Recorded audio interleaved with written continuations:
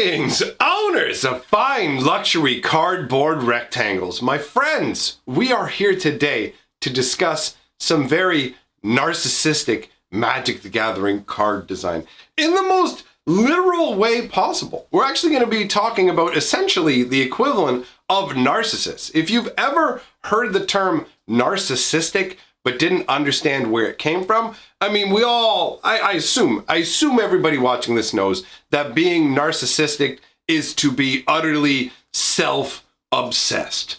Well, the concept, the word actually comes from old Greek mythology about Narcissus. And this was a man who was so obsessed with himself that it led to his undoing.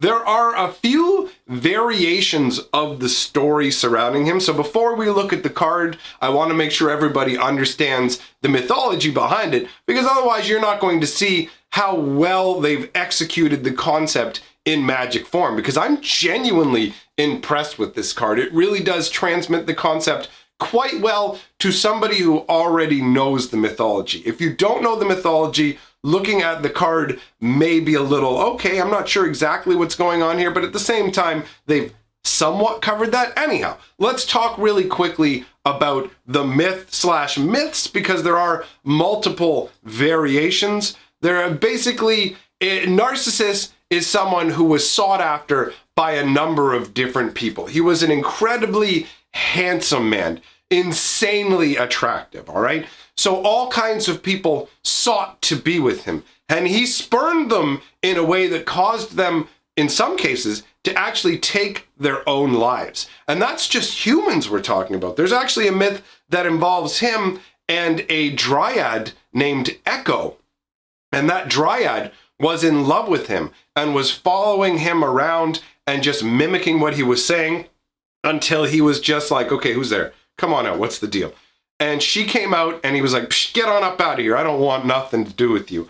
And this devastated, I mean, in one way, if we look at the people who are affected by this, they're also really shallow people, because the whole story is based around how he is really, really, really hot. And these people are so bummed out that they can't be with a hot dude that they jump on a sword. So, I mean, in a way, it's kind of like, come on, get some perspective of reality, right? Like, anyhow, you have this dryad Echo who has been spurned by Narcissus. And this dryad spends the rest of her days forlorn and lonely and just kind of haunting different glens and things like that until she fades away into simply being an echo. And this actually ends up offending one of the ancient Greek gods, who decides to make Narcissus pay for his sins, right? So what happens in the Narcissus story is he ends up in every variation of the story. This is the same. This is what they all agree on.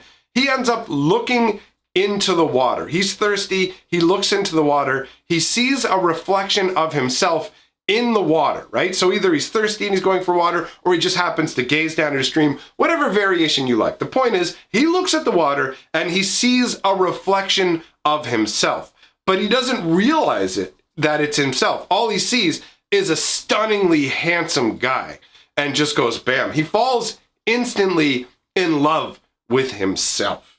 So he just spends all of his time laying by the riverbank or by whatever body of water it is, just staring longingly at his own reflection, to the point where there are variations of the tale as well, where either he himself realizes that's his reflection and he can't actually be with himself, like it's not another person he can be with, so he jumps on a blade, ends himself, right? Or he just lays there staring at his own reflection until he withers away to nothingness. And not in every story, but in most of the variations of his mythology, he does end up, after he withers away or passes, he ends up in the form of a flower, right? So he still ends up being something beautiful. I'm not sure exactly what the point of him turning into a flower is, but the overall gist of the idea is supposed to be, when you're narcissistic, you're just so self-obsessed. That's all you care about is yourself. And that's the idea behind the mythology.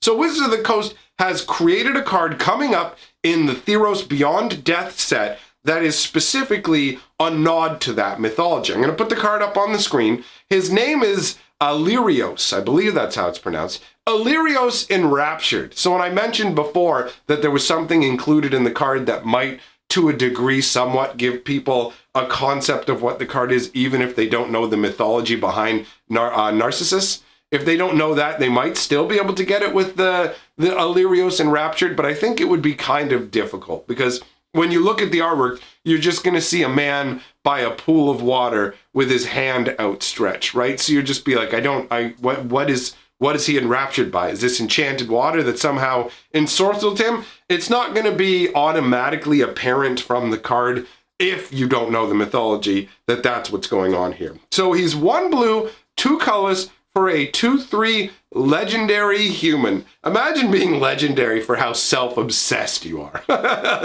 All right. So the ability set on him, the way they've done this card is very, very intriguing, and I think a fantastic way of showing the mythology. So he comes into the battlefield tapped. Illyrios Enraptured enters the battlefield tapped. He doesn't untap during your untap step if you control a reflection. And when Illyrios enters the battlefield, create a 3/2 blue reflection creature token. And the flavor text says, why would I ever want to look away? Now, it's interesting even to note the ordering of the abilities on this card, right? Because under old sort of templating, it feels like all the enter battlefield effects would be at the top, where it would say he enters the battlefield tapped, and he enters the battlefield tapped and create a 3/2 reflection token. But I like the way that they've staggered the abilities on these cards in terms of like that's mentioned last. So you go, okay, he doesn't untap if you have a reflection. Okay, why is that being brought up? And then you read the last ability. Oh, you create a 3/2 reflection. So what's going on is as long as his reflection exists, he is powerless to do anything. And that's perfect, in all honesty. The fact that as long as his reflection is around him, as long as it exists, he cannot do anything. He is enraptured, staring at his own reflection. On top of that, he's a 2/3, but the reflection is a 3/2. And that is basically a way of saying that his reflection is more powerful than he is. And I really enjoy the flavor of that. It's absolutely an amazing concept, right?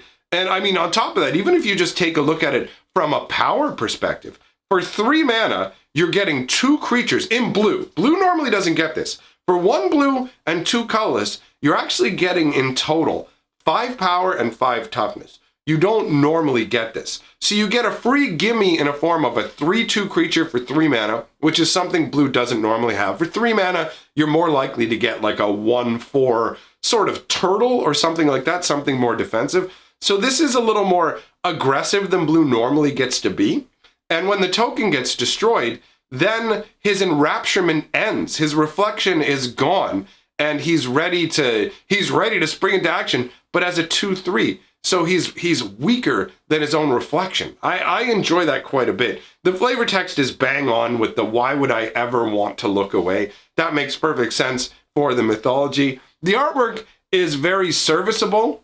Admittedly, the artwork that we're looking at here is from a picture taken from a booster pack that was cracked. So we don't have a high resolution bit of artwork, which to me is a bit of a letdown because I would like to see if the reflection of him is actually a perfect reflection or whether there are some minor variants that makes the reflection, like it's showing the artwork why the reflection would be considered a 3/2 as well. Is it a little bit beefier? I mean, it's definitely an idyllic kind of scenario. The artwork transmits perfectly that he is entranced by the image there in the water. If you know that's what you're looking at, then overall it's like, okay, that makes perfect sense.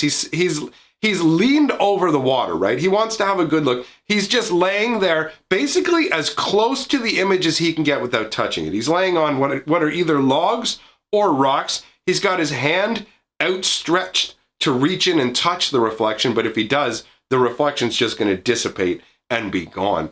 So overall, I really do wish that we had better resolution artwork for this, because this is a very, very cool concept. To honestly be able to take the mythological concept of Narcissus and wrap it together into a card this way that makes perfect sense. Like when you understand the story behind it, this card makes absolute sense in every single aspect, right? The whole fact that it makes a reflection token and he's paralyzed while his reflection exists, that the reflection is more powerful than him symbolically, makes perfect sense. The flavor text fits, the artwork fits. This is an amazing execution of a Magic card. This has the same kind of feeling that certain Throne of Eldraine cards give me, where they took everything and they wrapped it together perfectly. This is a home run as a Magic card, as far as I'm concerned. Now that's personal opinion. You may feel differently. I'm interested to hear your thoughts on the matter, so let me know what you guys think in the comments below. I want to thank everybody for coming by. On a little side note, I don't know if you guys know this, but there's a site called Cameo where you can pay celebrities to deliver messages for you. And somebody paid a celebrity $100 to crush somebody's heart, to just ruin their life. I actually made a video about it over on my other channel. I invite you to come on over and check it out because it's actually pretty funny. So I'll link that here at the end of the video. Big shout out to all my patrons and channel members. Thank you very much for supporting the work that I do here. And I say to all of you, remember, together we are the sixth color of magic.